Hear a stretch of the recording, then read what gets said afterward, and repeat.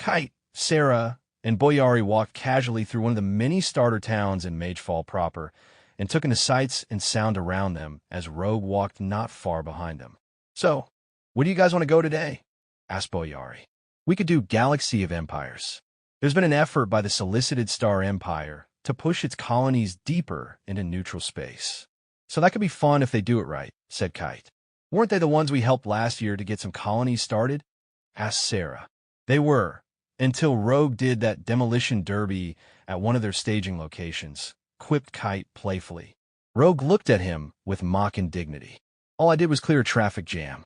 I did not create this demolition derby that you speak of, since I only moved ships out of the way, not destroyed them," he replied.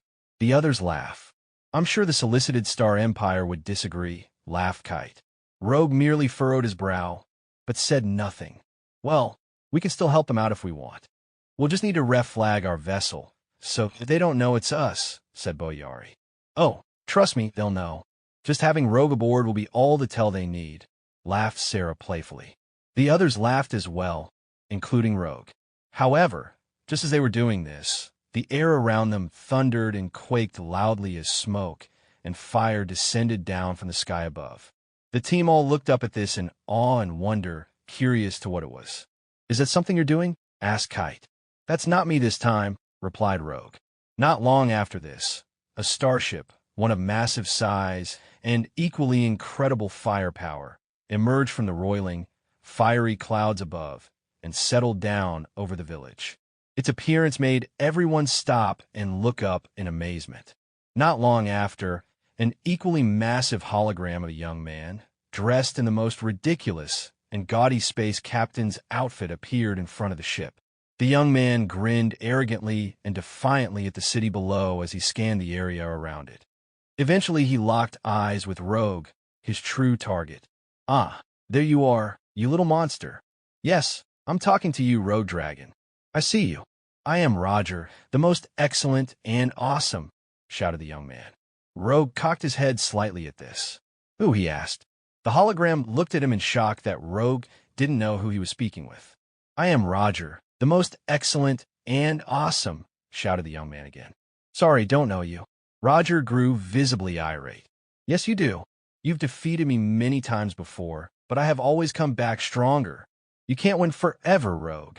I now possess the single, most powerful, most awesome, most excellent supreme galaxy killer starship in the entirety of Magefall. So I challenge you, O venerable Rogue, to come up here and fight me. That is, if you dare." Muhaha!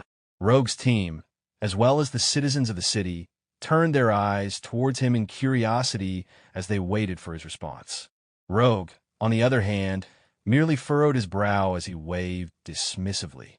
"Not interested," he replied flatly. He then turned down the street and continued walking. "You are a worthless, cowardly idiot. You are clearly so terrified of me now that I have this ship that you don't dare challenge me. You pile from a garbage slug," shouted Roger. However, Rogue merely continued walking, completely unbothered by what was happening in the sky as his team looked on at him in amazement. "Are you going to just take that from him?" asked Kite. Rogue shrugged. "Why not?" he replied. "Because the guy is a jerk. You really need to knock him down a few pegs, or he's never going to let you live this down. I mean, where are people going to think if you don't deal with this? Nothing. And besides, we're within the anti-PvP zone. He can yell and scream at me all he wants, but he can't attack me as the game won't allow it," replied Rogue. Just then, Roger's great big galaxy-destroying supership began doing the one thing that nobody expected. It started blasting the most obscene, ear-grating, soul-sucking karaoke elevator music ever created, and from the late 21st century even. Everyone covered their ears in agony as the music boomed throughout the village and began to slowly destroy each person's soul, one thundering riff at a time. Upon hearing this, Rogue paused. After a moment, he turned and began floating upwards towards the hologram of Roger, who grinned at him in dark, malicious glee. "So, you finally decided to challenge me, did you?" gloated Roger. Rogue glared at Roger defiantly. "Turn off the music, and I will agree to fight you," he replied. Roger smiled with a wide, goat-eating malicious grin. Pinky promise? He asked. Rogue frowned incredulously. Really? He replied. Pinky promise, shouted Roger angrily. Again, Rogue frowned incredulously. Fine. Pinky promise, he retorted. Roger smiled at this, after which he turned off the soul-destroying elevator karaoke music and then motioned upwards towards the sky. Meet me in the stars, above the PvP limit, and we'll end this quickly, he gloated. The two then ascended upwards through the clouds, past the atmosphere, and into open space. Once there, Roger laughed darkly. Good, good. Now it is time for me. Just then Rogue raised a hand and gave a very casual flick of his fingers, sending the starship and its surprised owner, as well as the gigantic holographic projection of Roger, tumbling off into the distance like tossing a tiny piece of confetti. Once it was far enough away, he gave a second, almost imperceptible flick with his fingers, which caused the galaxy-destroying starship to explode and disappear in an almost supernova-sized explosion. Moments later, a message appeared in front of Rogue that read, Player Roger the most excellent and awesome 423 has been killed. 1 PvP victory is awarded to you. Satisfied with his work, Rogue floated gently back down to the ground and rejoined his team, who were still recovering from the effects of the horrific karaoke attack which had been inflicted on them. Are you guys okay? Asked Rogue as he looked at them in concern. Kite held his head as he tried to get his wits about him. Other than being blasted by the worst music ever created, yeah, I'm fine.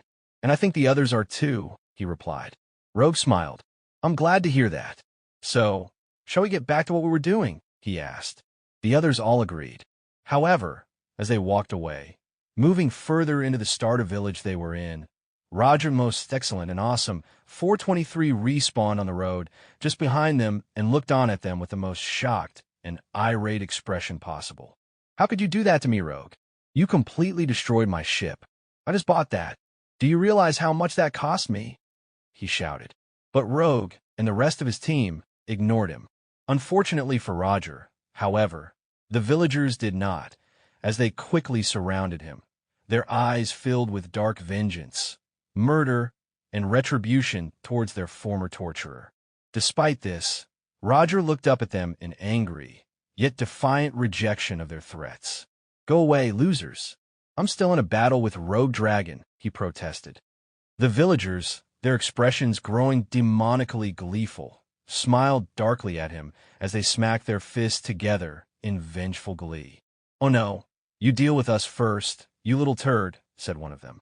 Roger tilted his head up and looked at them with arrogant defiance. I'm in an anti-PvP safe zone, so you can't touch me, he retorted. Just then 2 of the villagers, a pair of very powerful ogres, grabbed him under the arms and lifted him off the ground as the leader of the group drew close to Roger's face with dark, devious malice glowing brightly in his eyes. That may be true, but that doesn't mean we can't take you outside of the safe zone, he said, his voice hissing with malicious joy. This, for the first time, drove true fear into Roger's soul. Guys, can we talk about this, please? He said anxiously. The villagers, however, laughed darkly, before turning and hauling the now screaming, terrified Roger away to be properly punished for what he'd done to them with his horrific karaoke music. As they did, Sarah looked back in their direction and then over at Rogue. Do you think we should save him? She asked. Rogue chuckled. Nah, he'll be fine. They're just taking him for a little talk. Kite giggle snorted at this. That's going to be quite the chat, he laughed. Rogue smiled. Indeed, as he and his team then continued to walk, screams of save me and cries of please, not that, no, could be heard slowly fading into the distance until they could be heard no more.